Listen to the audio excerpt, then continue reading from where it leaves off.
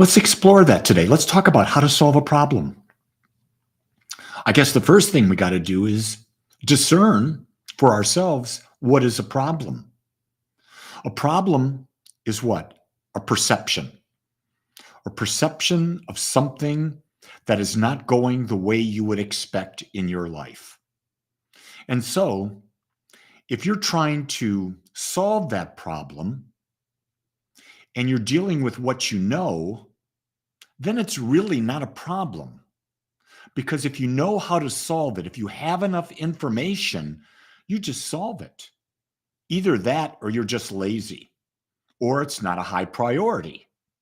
Because if you have the information at hand, if you know how to solve it, that's a piece of cake.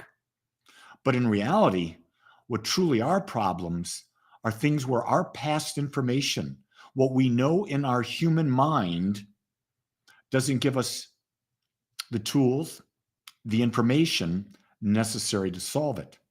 So what we have to do is we have to open ourselves to new information. We have to let go of the idea that I know how to solve this. You probably can solve it, but it's not with the known information. You've got to bring in new information as to how to solve it. So I know, if you've been following me, you know I'm dealing with a little puppy. She's just turned 8 weeks. And so there are things that puppy's doing that I don't know about. And I'm saying, well, what do I do? What do I do? What do I do? What do I do? So I had to open myself up to new information. So we were sitting downstairs yesterday, late afternoon before dinner, and I just popped on my computer and I put it on screen share, popped it up on the 70-inch TV, and brought up videos about how to train an 8-week yellow lab. And there we sat, my wife and I, getting new information. And I bring up the point that is my wife and I, because if you're in a relationship and you're looking at something that's a common issue for both of you, you want to make sure that you're both on the same page.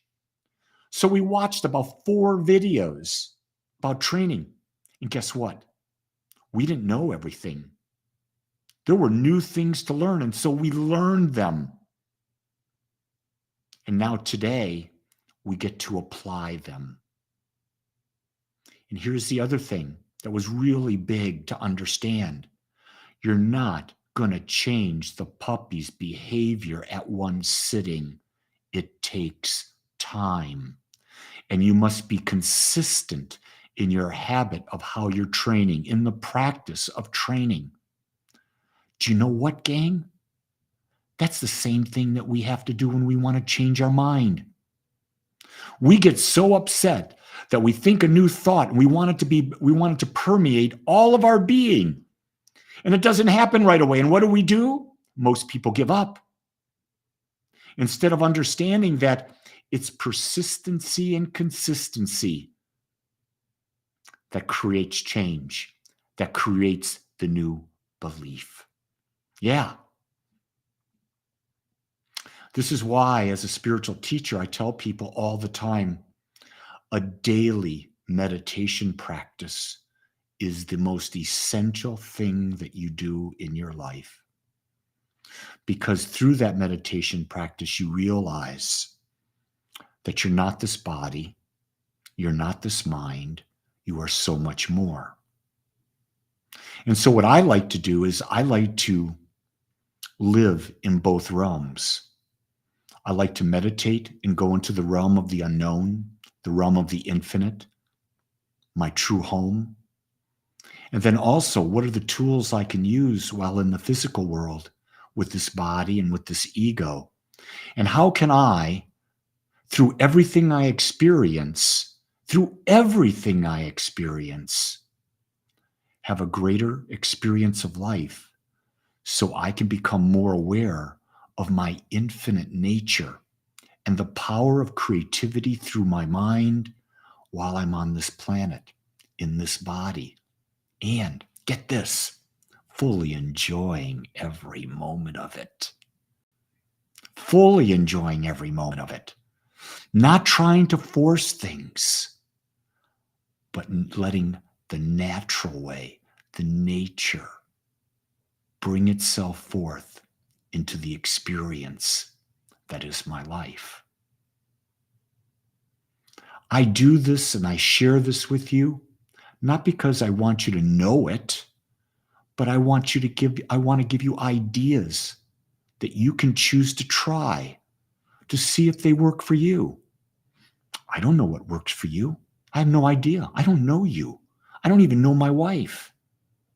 I'm still learning. I'm learning every day about who I am.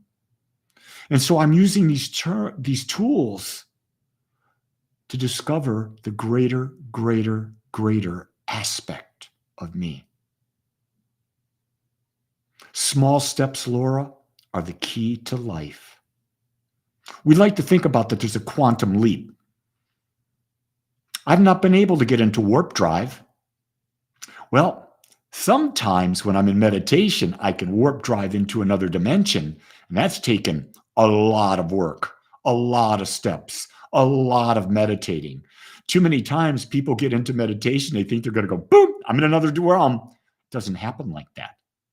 It's a gradual unfoldment.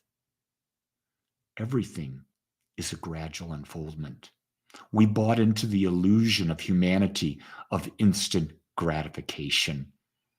And what does instant gratification do? That goal, that idea that that's what's going to happen, we become depressed or we become anxious. Life is constantly unfolding. We choose the direction it unfolds by the thoughts, words, actions that we consistently hold on to. And realize, until you get new information, experience new thoughts, backed with feelings, with new actions, nothing's going to change. Problems are there for one reason: to grow and expand so that you can become an even greater conscious creator on the planet at this time. You can change one person in this world, and only one person, and that's you. Make that your goal today. Make that goal your goal every day. Until tomorrow, much love and aloha.